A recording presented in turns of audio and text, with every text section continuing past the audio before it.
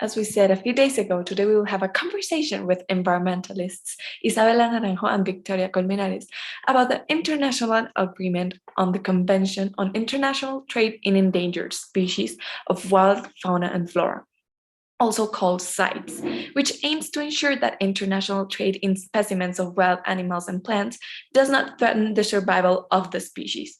Good morning, everyone. My name is Carla Gomez, and I will shortly introduce you all to our companions today. Victoria Colmenares, why don't you tell us a little bit more about CITES? Yeah, sure. So basically, it is an international agreement in which it is established that countries must protect and look after the good of endangered species and make sure that the trade of those species won't worsen their status. They work with three appendixes. The first is the trade of species that are not presented in any danger.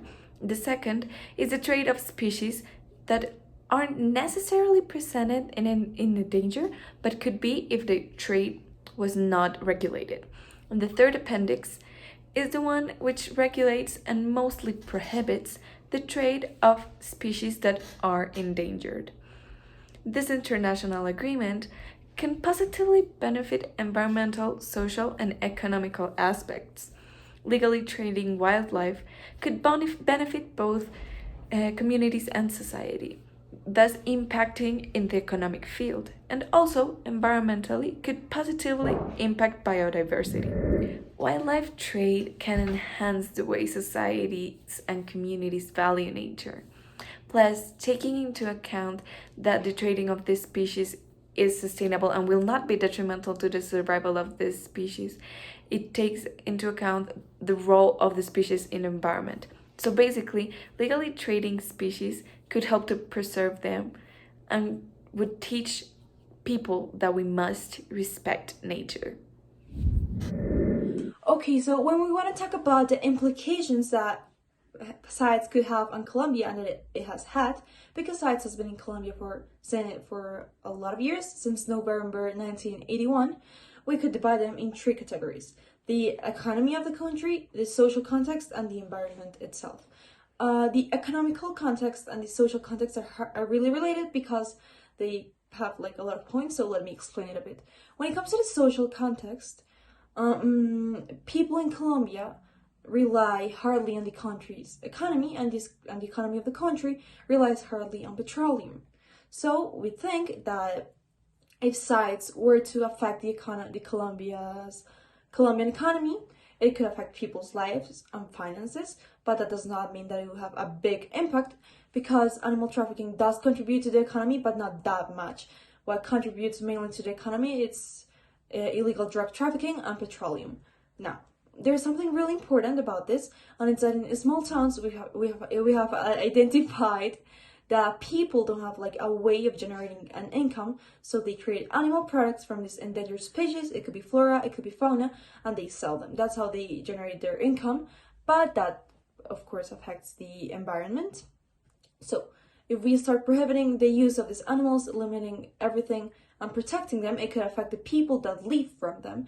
But we have to understand that they cannot live from endangered species, especially the unique species that we have in Colombia.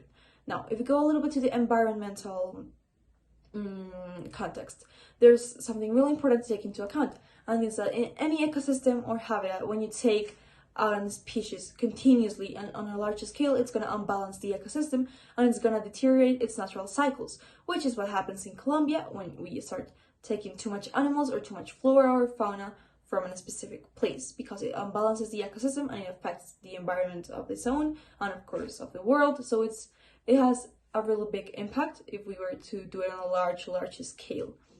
Now, I forgot to mention it before, but it's really important to take into account that as animal trafficking contributes to the economy, that means that there's people who live from animal trafficking. So if CITES were to affect the economy and stop this animal trafficking process that goes in Colombia, the people who live from animal trafficking will be affected.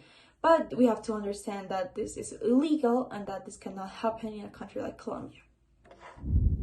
I think I might have to disagree with you, since sustainable, legal, and equitable wildlife trade can be a powerful nature based solution for meeting the challenges of enhancing rural livelihoods and conserving biological biodiversity.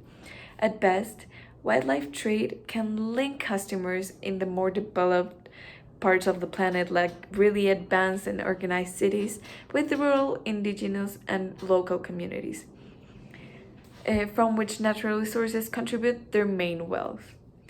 It can support the survival of traditional knowledge and culture, return equitable benefits to nature conservation to local communities, and help finance basic needs, such as healthcare and education. But these are all social aspects that are being benefited. Of course, in a country like Colombia, we cannot be able to legally trade species and pretend to impact positively the environment. Now, talking about a species that CITES is working with and for, we have picked the elephant.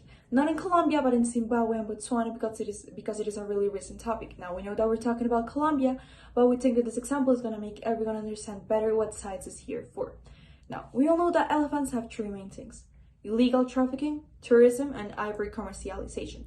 Ivory comes from the fangs of the elephants, and well, animal trafficking, you know what it is. And tourism. We have prohibited the animal trafficking and the commercialization of ivory and also of all the animal products that can come from elephants because they are endangered species and they are really unique and cute and everything that a species could have, and we need them for the natural cycles of the ecosystems to work. Now, what's the problem? Zimbabwe has tried to get out of the CITES Convention, and Botswana has tried to not follow the guidelines that we're giving them.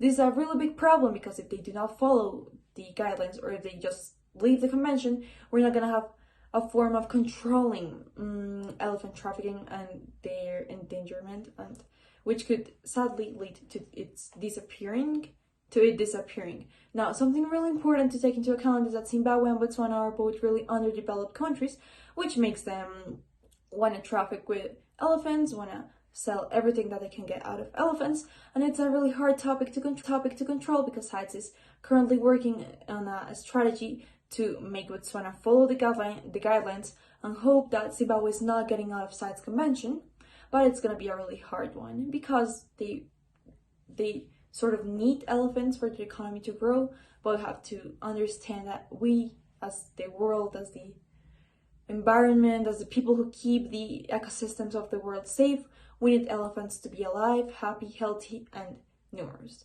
So that would be our example for the species that we're currently working with, and that would be it for me.